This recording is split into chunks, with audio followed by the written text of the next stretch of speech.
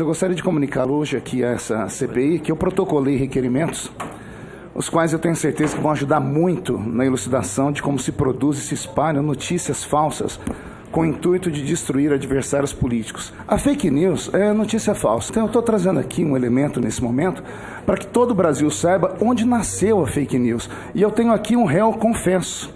O réu confesso diz assim... Gente, era bonito a gente viajar ao mundo e falar, no Brasil tem 30 milhões de crianças de rua, no Brasil tem 30 milhões, a gente nem sabia, tem não sei quantos milhões de abortos, era tudo clandestino, mas a gente ia citando números, sabe?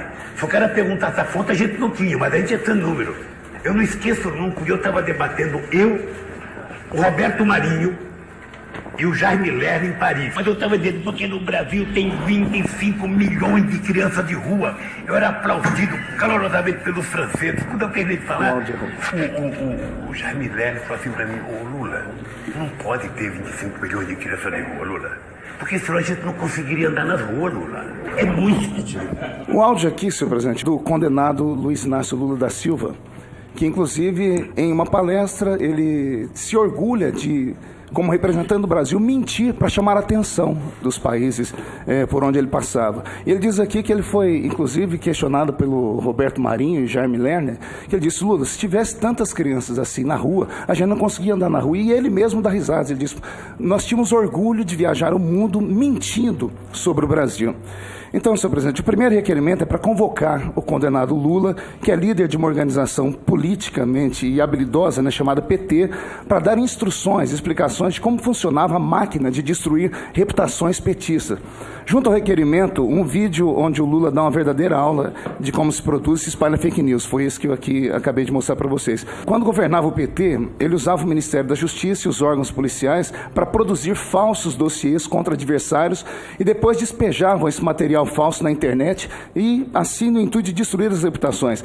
Por isso eu requeri que convidemos também o delegado de polícia e ex-secretário nacional de Justiça, Romeu Tuma Júnior, autor do livro Assassinato de Reputações, um crime de Estado, para dar detalhes aqui de sua minuciosa investigação de como funcionou o primeiro grande aparato de disseminação de fake news da história brasileira que até hoje funciona nas redes.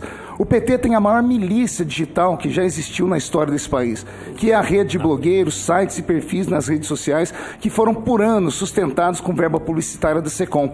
Por isso também eu requeri a convocação para essa CPMI da fake news de todos os ministros da propaganda das gestões petistas, Franklin Martins, Helena Chagas, Thomas Trauman e Edinho Silva, porque nós temos informação que foram gastos mais de 100 milhões de reais somente com blogueiros para destruir reputações, exatamente como disse aqui o general Santos Cruz.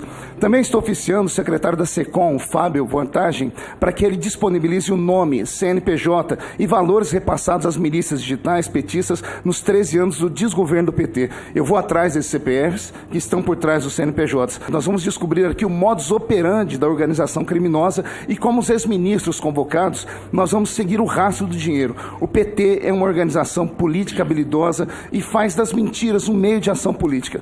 O PT criou esse método sórdido de espalhar notícias falsas no Brasil e não tem moral para investigar ninguém. E devem sim serem investigados por todos os crimes que já cometeram. E termino dizendo que o PT na CPMI da fake news funciona como aquele batedor de carteiras que após furtar um desavisado sai correndo pela rua gritando pega ladrão. E sobre o Olavo de Carvalho... Pela ordem, presidente, pela ordem, deputado, nós fomos citados aqui... Eu ainda estou falando, mas eu não terminei. Não, você fez uma acusação... Eu não terminei. Termine que eu mas eu não terminei. O senhor fique à vontade. Em nome do deputado Feliciano. A palavra, Feliciano. Senhor presidente, só para dizer aqui, as pessoas que falam em tom pejorativo sobre o professor Olavo de Carvalho, que estudem um pouquinho as suas obras. Eu vi aqui, tanto parlamentares aqui, quanto aí da mesa falarem.